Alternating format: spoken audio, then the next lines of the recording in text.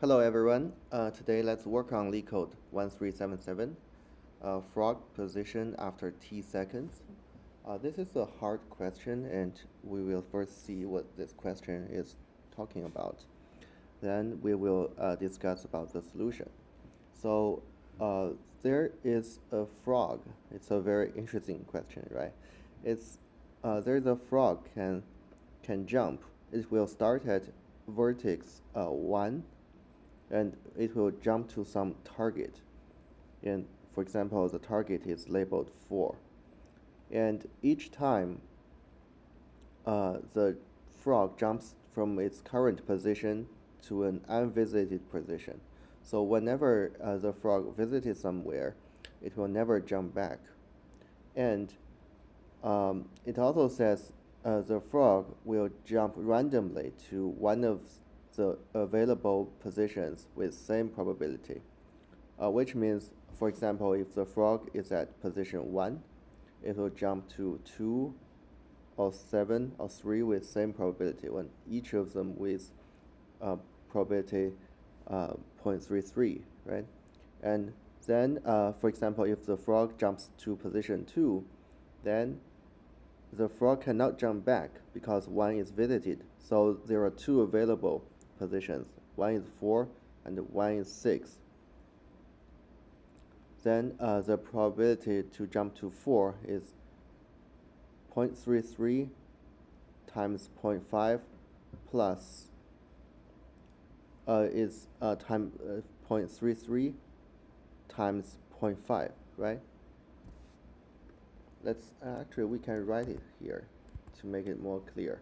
So for example, the frog is here and the frog can jump to multiple positions. For example, it's like this, and it can jump from here to here or to here, or these are connected, for example. Then initially it's at this position, so the probability at this point is 1.0, right? Then the frog can jump here with probability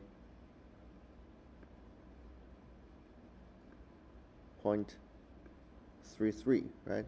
And all these are 0.33. This is also 0.33 probability. So all of the probability, right? Then we consider this position. It has equal probability to jump to all its available neighbor points.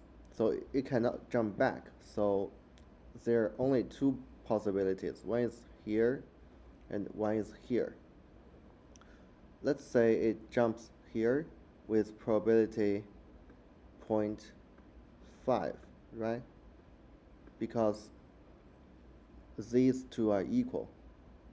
Because it has a probability 0.33 to reach this position, so the total probability the frog can reach this point is just 0.33 times 0.5, which is around 0.16667. Okay, and that is why the example returned this number. Okay, so it's natural that we can use DFS to solve this problem. For example, we say we use DFS to solve this problem, and our DFS will have 3 variables: the current position,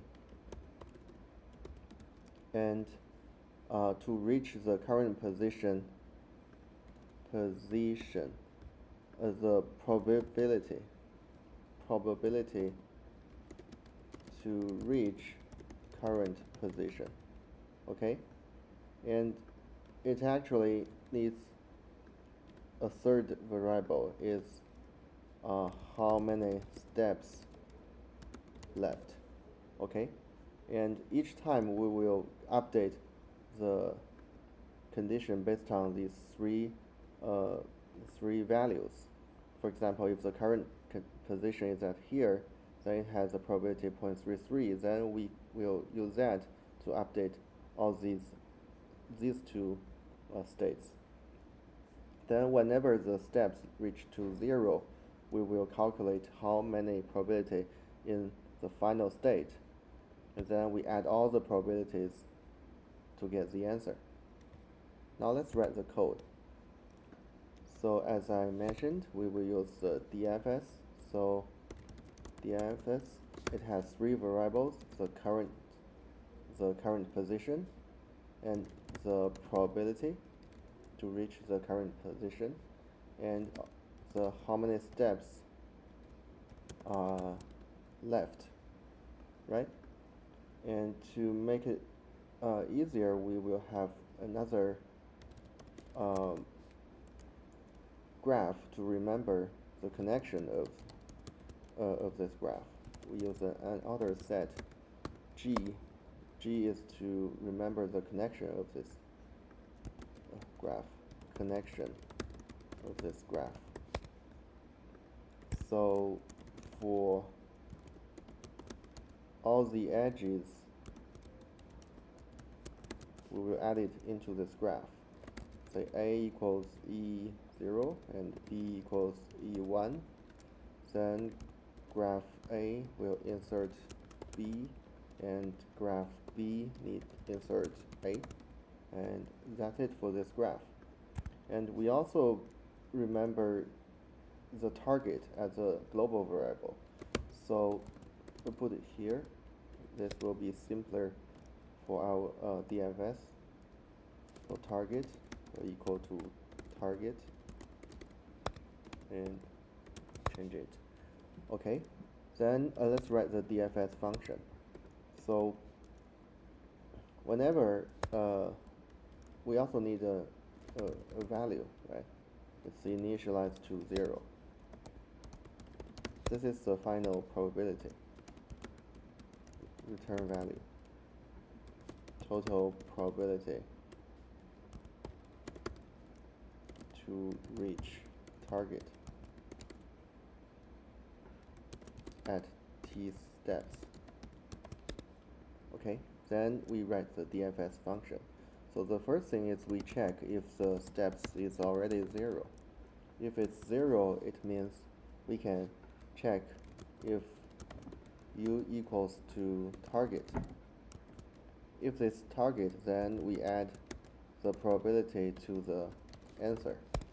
Then we return. Okay?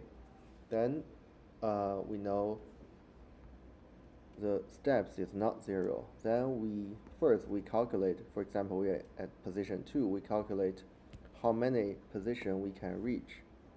So in order to do that, we actually need another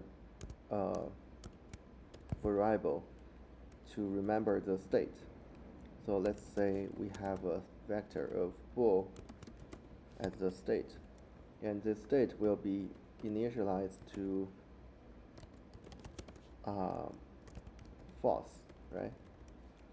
So n plus 1 false. Okay, and actually we need to initialize this graph to, otherwise this doesn't work, right? We will initialize the graph. Okay, we have the state, and we will check how many positions we can reach. This is count. So for each position in this graph, so GU represents all the nodes that are connected to U. And if this position is still available, then count plus plus. Okay, now we have the count. Then we do another loop. Next, GU. What shall we do here? So we still check if it's already visited, we just continue. Otherwise, we can visit it. We first set it to true, then we do a DFS on this one, What's the probability? So we can actually calculate the new probability. It's the old probability divided by CNT, right? Then there is a problem. What if CNT is 0? So we check it here. If count is 0, it means we cannot go anywhere. So as mentioned in this question, in this situation we will let the frog jump forever on the same vertex. So it will just jump at the same vertex, so with the same probability, but the steps will be decreased by 1. Okay? Then we have probability here. We also decrease the steps by 1. And after DFS, we will restore the state. It will be false. Okay? And I think that is for DFS. And then we will call this function. In order to call, we first set the first position, first node, where the frog is already at, make it true, then DFS to 1.0, then how many steps? T, okay, then we just return answer. Let's try. Okay, I think it worked. And let's submit. Okay. So we are very lucky we passed all the test cases. So let's review again what's the key points. The key point here is actually first we build a connection graph to transfer these edges to this connection graph. Then we use the DFS to search all the positions that the frog can visit, and we use the state to remember the positions it already visited. I was trying to use BFS in my first try, but actually it's a little bit hard because it's not so easy to remember all the positions the frog already visited. Then I changed to DFS, and it's much simpler. Then remember that we need to check calculation, the CNT, the count first before we do it, because some of the nodes might not be able to visit because it's already visited before. Then after this, we can just call this DFS again and again recursively to visit all the nodes. Then whenever steps reaches 0, we add the final probability to answer. And I think that's it for this problem. And thanks for watching. See you next time.